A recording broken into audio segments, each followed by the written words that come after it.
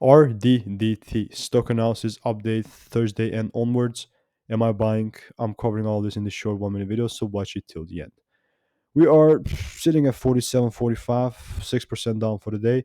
Like I said, like people are gonna get completely screwed around if they really just don't get the trend right. And I'm the people too. Like just to give you context, I'm purely using my strategy and system that has previously given me in 2023 thousands of wins, and I'm telling you this because that is the truth. I've documented everything. With Reddit, we don't have that much data first.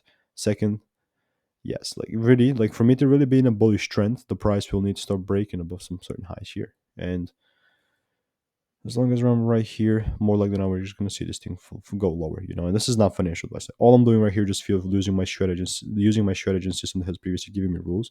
So, like I'm in a no man's land right now. There is no point of me to bet on one direction because we're in the middle. We are really in the middle.